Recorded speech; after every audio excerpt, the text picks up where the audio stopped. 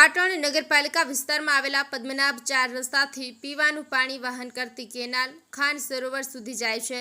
આ કેનાલમાં પીવાનું પાણી વહન થાય છે। પીવાનું પાણી વધારાનું ગેટ પાસેથી વસ્ત્રાસર તરફ જતી કેનાલમાં જાય છે। આ કેનાલની બાજુમાં ભૂગર્ભ ગટરનું બહુચર પમ્પિંગ સ્ટેશન આવેલું છે। આ બહુચર પમ્પિંગ સ્ટેશનમાંથી ભૂગર્ભ ગટરનું પાણી વસ્ત્રાસર તરફ વળી જાય છે અને કેનાલમાં નાખવામાં આવી રહ્યું છે।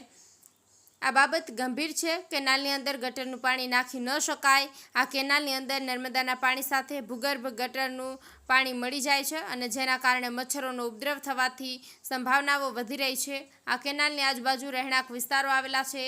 આ વિસ્તારના લોકોને મચ્છરજન્ય મેલેરિયા, ટાઇફોઇડ જેવા રોગ થવાની સંભાવનાઓ રહેલી છે।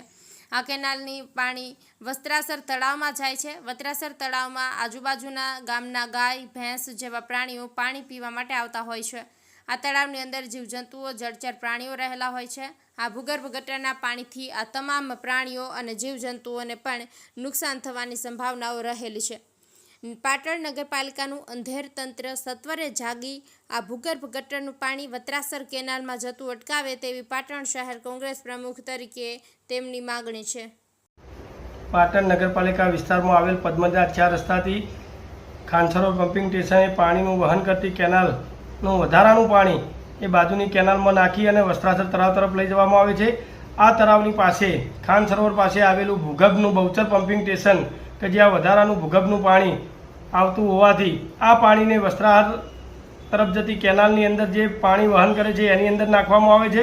આ ખરેખર ગંભીર બાબત છે। ભૂગર્ભનું પાણી વસ્ત્રાલ તળાવમાં ના જવું જોઈએ અને કેનાલમાં પણ ના પડવું જોઈએ।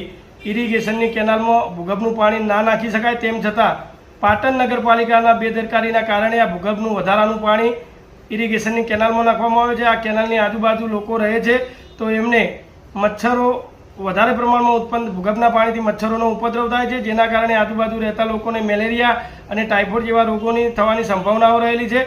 તો પાટણ નગરપાલિકાનું આ અંધેર તંત્ર સત્વરે જાગી અને આ ભૂગર્ભનું પાણી જે કેનાલમાં નાખવામાં આવે સત્વરે બંધ કરે અને આ કેનાલનું પાણી ભૂગર્ભના પાણી સાથે વસ્ત્રાલ તળાવમાં જાય છે તો વસ્ત્રાલ તળાવમાં ત્યાંના આજુબાજુના ગામના ઢોર ઢોખર પાણી પીવે છે અને એની અંદર જે જીવજંતુઓ તેમજ જળચર પ્રાણીઓ રહેતા હોય એમને પણ નુકસાન થવાનો સંભવ રહેલો છે। તો પાટણ નગરપાલિકાનું વહીવટી તંત્ર સત્વરે જાગે અને ઇરિગેશનનું તંત્ર સત્વરે જાગી આ જે પાણી ભૂગર્ભ ગટરનું પાણી કેનાલમાં પડે છે તેને તાત્કાલિક ધોરણે બંધ કરાવે તેવી પાટણ શહેર કોંગ્રેસ પ્રમુખ તરીકે અમારી માગણી છે।